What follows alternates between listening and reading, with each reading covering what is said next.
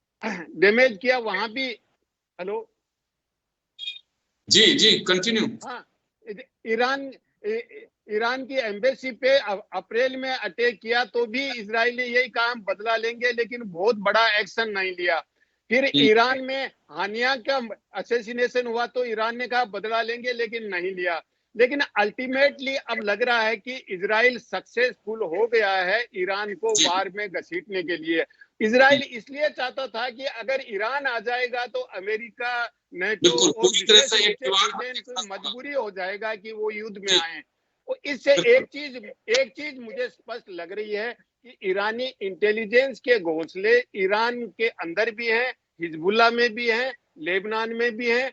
तो ईरान की इजराइल की इंटेलिजेंस है वो बहुत शक्तिशाली लग रही है। ईरान की इजराइल की मिलिट्री या सैन्य शक्ति नहीं, इंटेलिजेंस मुझे लग रहा है बहुत पावरफुल है, और उसने हर जगह हर अरब कंट्री में घोंसले बना जी रखे हैं। जी योगेंद्र जी। बिल्कुल आप सही कह रहे हैं। पिछले कुछ दिनों से आप देखेंगे जिस तरह के अटैक्स हो, चाहे पेजर अटैक हो, चाहे फिर उनके गैजेट्स में जिस तरह से अटैक हो, वॉकी टॉकी अटैक किया हो, कब की क्या प्लानिंग चल रही होगी और कहां कैसे हो सकता है। क्योंकि अक्सर ये माना जाता है ये युद्ध एक भीषण रूप में तब्दील हो चुका है, लेकिन यह माना जाता है कि इजराइल अपने दुश्मन को किसी भी जगह पे हो वो छोड़ता नहीं है, और हिजबुल्लाह चीफ नसरल्लाह उनके टारगेट पे थे। कई कमांडर्स को ढेर करने के बाद में जब लग रहा था कि बिल्कुल लेबनान में ऐसी जगह पे हैं जहां कोई भी बाल बांका नहीं कर सकता, लेकिन उन्होंने वहीं पे जाके अटैक किया। उसके बाद में ईरान ने का दूसरा अटैक है अप्रैल में, क्योंकि हमास ने जब अक्टूबर में लास्ट ईयर, ऑलमोस्ट ये भी साल भर होने वाला है, 7 अक्टूबर की घटना थी शायद, जब गाजा से हमास ने पहली बार वहां से रॉकेट डाले, और उनको जब दुनिया में एक बार ये मैसेज चला गया कि इजराइल को छेड़ा है हमास ने, तो ये इसके परिणाम बहुत लंबे तक जाएंगे। उसके बाद अप्रैल में जब ईरान ने एक बार फिर से वहां पे मिसाइल्स का उपयोग किया, तब भी मामला कुछ उस स्तर तक नहीं गया था। लेकिन अब मुझे लगता है कि इजराइल और ईरान आमने सामने है, जो अमेरिका चाह भी रहा था कि कुछ ईरान से दो दो हाथ किए जाए, क्योंकि लगातार जिस तरह के बयान, और इजराइल ने यूएन को एक तरह से कहूं दबी जुबान में थ्रेट किया है कि आपको बीच में दखल देने की कोई आवश्यकता नहीं है। वो भी मुझे लगता है कि बैकबोन जो उनकी है वो अमेरिका मानी जा सकती है, ऐसे विशेषज्ञों का कहना है। चलिए यहाँ सर सतीश जी हैं, उनके पास में जाना चाहेंगे। सर ये दुनिया में अर्थ जगत पर इसका असर पड़ सकता है, और जैसे भारत की बात करें, शेयर मार्केट पे जब हम चर्चा कर रहे उससे कुछ घंटे पहले जब बंद हुआ, तो उस पर असर इसका घटना का माने ईरान और इजराइल का, या फिर वैसे वैश्विक दृष्टिकोण से कुछ असर आ रहा है? सर पहले मैं इंडिया के रेफरेंस में आपको इस चीज को समझा दूं कि 7 लाख करोड़ रुपए का आज का लॉस है स्टॉक मार्केट की वजह से। मार्केट 2% से ऊपर आज डाउन हुआ है, और आप देख सकते हैं कि जो डोमेस्टिक इन्वेस्टर है जिसका हार्डकोर पैसा लगा हुआ है वो बिल्कुल अनभिज्ञ है कि उसके साथ हो क्या रहा है। यहाँ पर आप इस चीज को समझ लीजिए कि आप लोहे को बेच रहे हैं सोने के भाव में, और सारा जो गेम है ये वॉर गेम है। ये इसीलिए है कि 100 रुपए किलो का सोना आप 78,000 रुपए के लोहा जो है आप सोने के भाव बेच रहे हैं। जहां तक मैं समझता हूं ये सारा खेल इसलिए हो रहा है, आपने करीब 2-2.5 महीने पहले देखा होगा कि जो पेट्रो डॉलर का जो कॉन्सेप्ट है वो खत्म हो गया है, and Saudi Arabia is going closer to the China. अब ये क्लोज क्यों जा रहा है? इसका एक बहुत बड़ा रीजन ये है कि आज की डेट में यूनाइटेड स्टेट्स ऑफ अमेरिका पूरी तरह से एक्सपोर्ट कर रहा है, जहां वो 2016 तक पेट्रोकेमिकल्स को इंपोर्ट कर रहा था। अब नॉर्ड स्ट्रीम जो प्रोजेक्ट है जहां से रशिया गैस सप्लाई कर रहा है जर्मनी को, उसको सस्पेंड कर दिया है जर्मनी में, क्योंकि अब जर्मनी की जो एनर्जी नीड्स हैं, अभी आप देख रहे हैं कि वहां सर्दी बहुत ज्यादा पड़ेगी, अब वहां पे एनर्जी की बहुत ज्यादा जरूरत रहेगी। अब तक उस गैस सप्लाई को, उस एनर्जी नीड्स को रशिया फुलफिल कर रहा था। अब क्योंकि यूनाइटेड स्टेट्स ऑफ अमेरिका ने उसे अश्योर कर दिया है कि आपकी जितनी भी एनर्जी नीड्स हैं वो हम फुलफिल करेंगे, और आप देखिए नॉर्ड जो प्रोजेक्ट था इनका गैस पाइपलाइन का, नेचुरल गैस पाइपलाइन का, वो बिल्कुल सस्पेंड हो गया है। इंडिया के रेफरेंस में आप इसको ऐसे समझ लीजिए कि जो स्ट्रेट ऑफ हरमुज है वो पूरी दुनिया का 70 to 80% जो पेट्रोकेमिकल को सप्लाई कर रहा है। रेड सी के अंदर हालत वैसे ही बहुत खराब है, आप लोग देख रहे हैं कि वहां पर जो हुतीज हैं, और वो सबको पता है कि वो उनको ईरान सपोर्ट कर रहा है। इंडिया के लिए रेड सी में सिचुएशन ऑलरेडी बहुत क्रिटिकल है, और अभी हम जब बातें कर रहे थे 2-5 दिन पहले कि क्रूड नीचे आ गया है, तो अब चांसेस हैं कि हरियाणा में चुनाव है, और इस बात की पूरी पॉसिबिलिटीज थी कहीं ना कहीं सरकार जो है, चाहे उसे आप चुनावी रेवड़ी समझ लीजिए, कि पेट्रोल प्राइसेस थोड़ा सा इंडिया में रिड्यूस होंगे। लेकिन वो जो पॉसिबिलिटीज एक आम आदमी के लिए बन सकती थी, मुझे लग रहा है उसकी संभावना अब पूरी तरह से खत्म हो गई है। इंडिया के रेफरेंस में मैं आपको एक बात समझा दूं कि इंडिया का जो बैलेंस ऑफ पेमेंट है, यानी कि आप ऐसे समझ लीजिए कि जो सामान हम इजराइल को बेच रहे हैं वो 8.2 यूएस बिलियन डॉलर्स हैं, और हमारा जो इंपोर्ट है इजराइल के साथ में ओनली 2.3 यूएस बिलियन डॉलर्स है। ये जो गैप है 6.2 या 6.5 बिलियन यूएसडी डॉलर्स का, ये एक इंडिया के लिए बहुत बड़ी चीज था, हमारे फॉरेन रिजर्व्स को सपोर्ट कर रहा था। अब अच्छा, हम उनको एक्सपोर्ट क्या कर रहे हैं, हम उनको डीजल पे सप्लाई कर रहे थे जो हम कंसेशनल रेट पे रशिया से परचेज कर रहे थे रिसेंटली। सेकंड, हम उनको डायमंड जो सप्लाई कर रहे थे। अब आप इस चीज को समझ सकते हैं कि वॉर के टाइम पे एक कंट्री डायमंड्स के बारे में नहीं सोच सकती, या बिकॉज आपका मैन्युफैक्चरिंग डाउन जाएगा तो अब आप एक्सपेक्ट नहीं कर सकते कि वो ये चीजें आपसे परचेज करेंगे। तो इंडिया के लिए आप ये समझ लीजिए कि हमारा जो अनफेवरेबल बैलेंस ऑफ पेमेंट होगा वो हमारी एक्सचेंज रेट को डैमेज करेगा। ऑलरेडी हम पेट्रो क्राइसिस में फंसे हुए हैं, और मुझे लग रहा है सिचुएशन हमारे लिए बहुत ज्यादा वर्स होने वाली है। मैं इसमें एक चीज सर ऐड कर दूं, इंडिया का एक बहुत एम्बिशियस प्रोजेक्ट जो सीपैक के साथ हुआ, जो आप देख रहे हैं China Pakistan economic corridor, security reasons की वजह से आज वो प्रोजेक्ट पूरी तरह से रिस्क में है। चाइना की बहुत बड़ी स्टेक है वहां पे। इंडिया का वही प्रोजेक्ट तुर्कमेनिस्तान के साथ में, जिसको आप अभी गूगल पे भी चेक करेंगे तो टापी के नाम से एक प्रोजेक्ट आता है, जो तुर्कमेनिस्तान, अफगानिस्तान, पाकिस्तान और उसके बाद बदलका में इंडिया में आने वाला था, वो प्रोजेक्ट ऑलरेडी होल्ड पे चला गया है। और ये जो सिचुएशन अभी आप देख रहे हैं, मैं मानता हूं कि इंडिया के लिए सिचुएशन बहुत ज्यादा क्रिटिकल होने वाली है। स्ट्रेट ऑफ हर्मुज में आप ये समझ लीजिए कि वहां पर ओमान और ईरान, ये दोनों कॉर्नर पर हैं।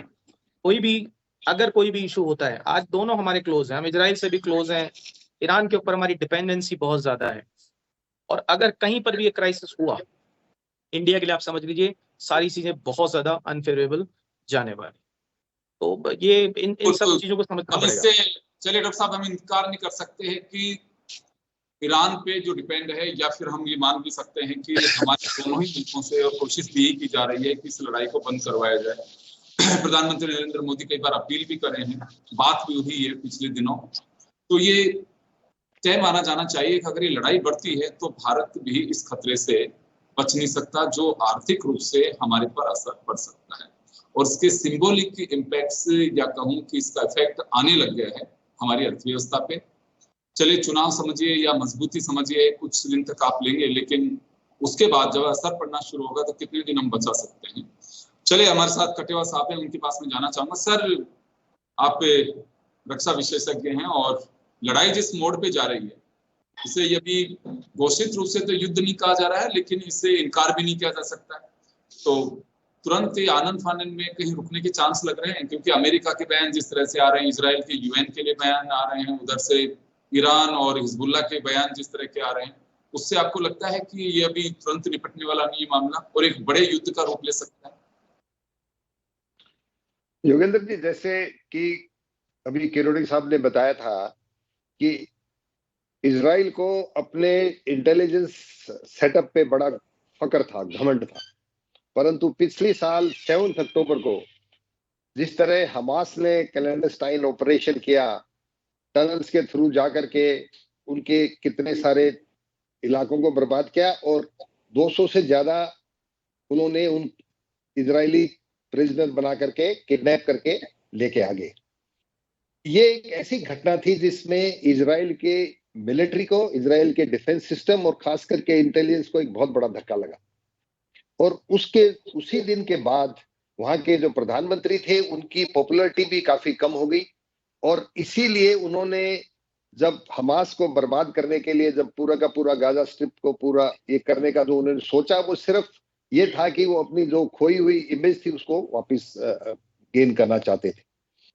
और उसके साथ साथ उन्होंने काफी सारी बर्बादी भी की है, उसमें काफी सारे कोलेटरल डैमेज भी हुए हैं, बहुत सारे सिविलियन, बच्चे, हॉस्पिटल्स के स्टाफ, काफी सारे लोग भी मारे गए हैं। ये तो हर लड़ाई में होता है, ये कोलेटरल डैमेजेस आप लड़ाई से अलग नहीं कर सकते। और ये ऐसा करने से अमेरिका उनको सपोर्ट करता रहा और पूरी दुनिया में किसी ने ज्यादा उनके खिलाफ कुछ नहीं बोला और ये जेनोसाइड के रूप एक तरह का ले लिया। धीरे धीरे जैसा कि डॉक्टर साहब ने बताया, जो मुस्लिम आवाम है वर्ल्ड ओवर, वो धीरे धीरे हमास की तरफ और हो गया और धीरे धीरे इजराइल के खिलाफ आवाम हो गया। वहां के रूलर्स, कई कंट्रीज के रूलर्स हैं, वो तो नहीं उनके खिलाफ है। और इसके साथ साथ जो अरब कंट्रीज हैं वो भी दो हिस्सों में बट गई हैं। सऊदी अरेबिया, इराक तो आपस में अलग अलग हो गए। सऊदी अरेबिया खिलाफ है और उसके साथ साथ में यूएई खिलाफ है, और जो इनके साथ है ईरान के साथ जो दे रहे हैं, सीरिया, इराक और कुवैत, ये कंट्रीज इनके साथ है। और अमेरिका पूरा का पूरा समर्थन जैसा कि हमेशा से देता रहा है और वो हमेशा से ही इजराइल को सपोर्ट करता रहा है। और जब भी कोई ऐसी बात होती है तो वो कभी भी उनको क्रिटिसाइज नहीं करता। यही काम कोई और करता तो वो जेनोसाइड और इन सब चीजों की बातें करते हैं। हालांकि इसके बाद जब हमास से जब वो लड़ाई कर रहे थे और हमास के ऊपर जब बार बार एयर स्ट्राइक करके और उनके जो इंफ्रास्ट्रक्चर, उनके जो जितने भी उनके अड्डे थे उनको जब बर्बाद कर रहे थे, तो हिजबुल्लाह अपने नदन लेबनान से हमेशा इजराइल के ऊपर हमला करता रहा, इजराइल के ऊपर हमेशा स्ट्राइक करता रहा, या मिसाइल फायर करता रहा। और इसके कारण तकरीबन 60,000 से ज्यादा जो इजरायली रहते थे उस जगह में, उनको वहां से उठा करके अभी रिफ्यूजी बना करके बाकी जगह ले जा रखा है। ये बातें ज्यादा नहीं आई थी क्योंकि उस टाइम हमास पे ज्यादा अटैक कर रहे थे। पर इजराइल का जो एक झटका जरूर उनके इंटेलिजेंस को लगा, परंतु जो उन्होंने हिजबुल्लाह के खिलाफ सबसे पहले अटैक करने से पहले जो उन्होंने पेजर, कितने सारे पेजर्स को एक्टिवेट किया और एक मिनी बॉम्ब की तरह इस्तेमाल किया, ये एक दुनिया का ये पहला एक ऐसा किस्सा है जिन्होंने इलेक्ट्रॉनिक वारफेयर की डेफिनेशन बदल कर दी है। और बोलते हैं ये उन्होंने कम से कम 6-7 साल पहले हंगरी में जो एक पेजर बनाने वाली कंपनी है उसके ऊपर उन्होंने अपना कब्जा किया, जिसमें काफी दुनिया को, तो जो वहां काम कर रहे थे उनको भी नहीं पता कि इजरायली इंटेलिजेंस के लोग हैं जो इस कंपनी को फाइनेंस कर रहे हैं और चला रहे हैं। और पेजर एक ऐसी चीज है जो आउट ऑफ फैशन, मतलब अभी तो ये म्यूजियम में जाने वाली जगह थी, कोई पेजर इस्तेमाल नहीं करता है। पर हिजबुल्लाह ने इसलिए पेजर खूब सारे ऑर्डर करके इस्तेमाल करते थे क्योंकि इजराइल के पास पेगासस है जो किसी भी मोबाइल को, किसी भी कम्युनिकेशन सिस्टम को कॉम्प्रोमाइज कर सकता है। और इसलिए उन्होंने खूब सारे पेजर ऑर्डर किए। और ये पेजर जब उन्होंने वहां से लिए हैं, तो ये कंपनी जो है ये है हंगरी में बेस्ड है। और उसके बाद जब सारे के सारे पेजर्स को उन्होंने एक साथ, ये उन्होंने प्लान किया था कि जब भी फुल फ्लेज्ड वार होगा तब इसको हम एक्टिवेट करेंगे। परंतु ये अभी इन्होंने एक फैसला लिया और ये हिजबुल्लाह को उन्होंने डैमेज करने के लिए इसको उन्होंने एक्टिवेट किया। और कितने सारे लोग उसमें मारे गए और खूब सारी घायल भी हो गए। इसके ठीक 2 दिन बाद एक दूसरी इलेक्ट्रॉनिक इक्विपमेंट है जो वॉकी टॉकी, वो भी एक नॉन, मतलब उसको इंटरनेट की जरूरत नहीं है, एक ऐसा सिस्टम है, कोई ज्यादा एडवांस्ड कम्युनिकेशन डिवाइस नहीं है। उसको भी, वो भी एक जापानीज कंपनी थी जिन्होंने इस कंपनी को बनाना बंद कर दिया था। उन्होंने बाद में बताया कि हमने बनाना इसको बंद कर दिया। फिर भी उसके नाम से उन्होंने फेक एक कंपनी चला करके ये हिजबुल्लाह के कमांड, उनके पास कमांडर्स, उनके रैंक्स के पास थी, उसको एक्टिवेट किया। और तीसरा जो हमला किया वो तो हिजबुल्लाह के जो हेडक्वार्टर्स थे वो बेसमेंट पे इतने सारे जबरदस्त कंक्रीट और स्टील के प्रोटेक्शन के बावजूद जो लेटेस्ट बॉम्ब हैं जो कंक्रीट को ऐसे पार कर जाते हैं जैसे कि कागज को पार कर रहे हैं, ऐसे वाले बॉम्ब उन्होंने फायर किए। और बिल्कुल एक्यूरेट पिन पॉइंट फायरिंग करके उन्होंने उसके हेडक्वार्टर को बर्बाद किया और नसरुल्लाह को उन्होंने खात्मा किया। इसी तरह से उनके 1 और 2 मिलिट्री कमांडर्स को भी उन्होंने खात्मा किया। तो ये एक इलेक्ट्रॉनिक वॉरफेयर का एक बहुत ही बड़ा एडवांस टेक्नोलॉजी को करके ऐसा एक चीज आई है जो आने वाले समय में शायद ऐसा एक तूफान ला सकती है, सिर्फ मिलिट्री और डिफेंस हार्डवेयर में नहीं, ये हम सब लोगों का जो कम्युनिकेशन का तरीका है उसको भी हम लोगों को, मतलब जो कम्युनिकेशन बना रहे हैं, जो हमारे मोबाइल फोन वगैरह बन रहे हैं, तो इसको कॉम्प्रोमाइज होना कोई बड़ी बात नहीं है, ये इस चीज से मालूम चलता है। दूसरा, जैसा कि आपने बताया था डॉक्टर किरोड़ी जी ने, कि ईरान को वो चाहते थे कि जल्दी से जल्दी इनको भी कैसे ना कैसे करके इसको इन्वॉल्व किया जाए, क्योंकि बाकी जो लड़ाई चल रही है, हमास हो, चाहे हुतीज हो, चाहे वो हिजबुल्ला हो, ये तो एक तरह के आर्म्ड ग्रुप्स हैं, ये कोई गवर्नमेंट की रेगुलर आर्मी नहीं है। तो इनको बर्बाद करना, इनको मार खदेड़ना और साथ में कोलेटरल डैमेज से इतने सारे और सिविलियंस को करके अपना नाम धीरे धीरे खराब कर रही थी इजराइल, उसको देखते हुए जब ईरान और अमेरिका की दुश्मनी काफी दिनों से तब से है, जब शाह ऑफ ईरान 1979 में जब यहाँ पे मुस्लिम रिवॉल्यूशन के नाम से आया, और उससे पहले शाह वहां रूल करते थे और अमेरिका के बहुत नजदीक थे। उस टाइम अयतुल्ला खोमेनी आए और वहां पे जबरदस्त अपसर्ज हुआ और शाह अमेरिका इलाज करने के लिए गए थे। उस समय जब ईरान की पब्लिक ने, ये कभी नहीं होता है कि किसी भी दुश्मन की भी अगर एम्बेसी है कि उसको कोई कब्जा करने की कोशिश करे, पर ईरानियों ने अमेरिकन एम्बेसी को कब्जा किया और उनके जो वहां पे कितने सारे स्टाफ थे उनको बंधक बना लिया, और उन्हें बताया गया कि जब तक आप शाह को वापस नहीं भेजेंगे तब तक इनको हम नहीं छोड़ेंगे।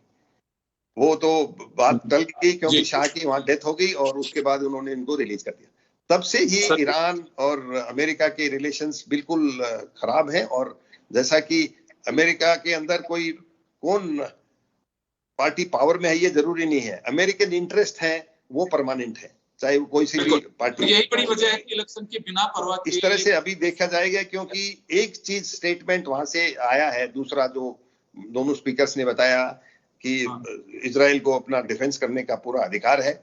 सिर्फ एक चीज क्वेश्चन आया है वहां से कि जो ईरान के न्यूक्लियर फैसिलिटीज हैं उसे टारगेट नहीं किया जाए, क्योंकि उनको अगर टारगेट कर दिया तो फिर ये बहुत बड़ी लड़ाई में तब्दील हो जाएगा और इसका फिर एंड बहुत ज्यादा नुकसान होगा दुनिया को। और लड़ाई में योगेंद्र जी, दोनों देशों को एक लड़ाई और ये एक ऐसी चीज है जिसके अंदर कोई विनर हो चाहे लूजर हो, दोनों को नुकसान होता है।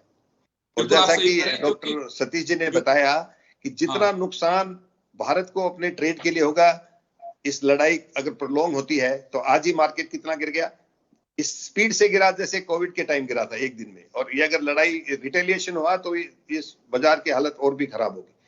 ईरान हमारा सेकेंड लार्जेस्ट इंपोर्टर है, ऑयल हम वहां से लेते हैं और डीजल वहां हम बना के एक्सपोर्ट करते हैं। इससे हमारे ट्रेड को बहुत बड़ा धक्का लगेगा और कोशिश ये करनी चाहिए कि ये लड़ाई ज्यादा तब्दील नहीं हो। कोई दुनिया तो बोल रही है कि थर्ड वर्ल्ड वॉर के रूप ले सकती है अगर ये ज्यादा दिन तक चली और उनके न्यूक्लियर फैसिलिटीज या ऑयल फील्ड्स पे अगर इजराइल ने हमला किया तो ये मुश्किल होगा। पर एक चीज और मैं बताना चाहूंगा कि इजराइल कभी भी बदला लेने से चूकता नहीं है। मैं रोकना चाहूंगा सर, दूसरी दुनिया को क्या नुकसान होगा उसकी इजराइल को परवाह नहीं है। तो मेरा ये मानना है कि इजराइल जरूर रिटेलिएट करेगा। किस स्पीड और किस क्वांटम में रिटेलिएट करेगा ये भी आने वाले दिन में पता चलेगा। रूस और यूक्रेन का युद्ध ठंडा होने का नाम नहीं ले रहा। उसका पहले ये माना जा रहा था कि 8 से 10 दिन में लड़ाई समाप्त हो जाएगी, क्योंकि यूक्रेन लंबे समय तक रसिया से लड़ाई नहीं लड़ सकता। अभी भी यही माना जा रहा था कि जब गाजा अटैक हुआ तो ये कहा जा रहा था कि बहुत लंबा नहीं है और ईरान कभी भी नहीं चाहेगा। लेकिन जिस तरह की स्थितियां बनी अप्रैल के अंदर इसी वर्ष इजराइल और ईरान के बीच में भी स्थितियां बनी, और उसके बाद जब धीरे धीरे लेबनान और दूसरे कंट्रीज जो इसमें चलते चले, हिजबुल्ला इसमें टारगेट हुआ, तो वहीं से ये युद्ध और एक वाइड रूप में चला गया। और अभी मैं जो बाइडेन को देख रहा था, जैसा भी कटेवा साहब ने भी कहा, उन्होंने कहा कि इनके एटमी जो सिस्टम और जो ठिकाने हैं उनको टारगेट नहीं किया जाना चाहिए, नहीं तो इसके बड़े ही और व्यापक परिणाम भुगतने पड़ेंगे दुनिया को। लेकिन ईरान पर पाबंदियां और लगेंगी। खैर, लेकिन अभी मुझे फिलहाल ये दिखाई देता है कि अगर लड़ाई उसी दिन से माने कि 7 अक्टूबर 2023 को जब गाजा से हमास ने अटैक किया था और वहीं से सिलसिला चल रहा है और लगातार एक तरह से ये कहूँ एक छद्म युद्ध की तरह अटैकबाजी चल रही थी। अब ये इतनी जल्दी शांत होने का नाम नहीं लेगी। ये माना जाता है कि इस मामले में इजराइल बड़े ही तरीके से वो अपने दुश्मन को छोड़ता नहीं है और बदला लेने में अभी कहा जाता है ऐसे कि दुनिया के मुल्कों में से शीर्ष पर मानते हैं इजराइल को, जो अपने किसी दुश्मन से जब तक वो बदला नहीं ले लेता है जब तक वो ठंडा नहीं पड़ता है। खैर, लेकिन अब ये कब तक चलता रहेगा और कितना लंबा चलेगा ये कह पाना बहुत मुश्किल है। लेकिन हाँ, अगर ये बढ़ता है तो निश्चित रूप से केवल युद्ध से प्रभावित क्षेत्र नहीं, दुनिया को इसका खामियाजा भुगतना पड़ सकता है, वो चाहे आर्थिक अंदाज में, चाहे सैन्य अंदाज में, या फिर एक तरह से कहूँ एक तनाव की स्थिति में, वो सबको भुगतना होगा। आप सभी का बहुत बहुत शुक्रिया। खास खबर में इतना ही, दीजिए इजाजत, नमस्कार।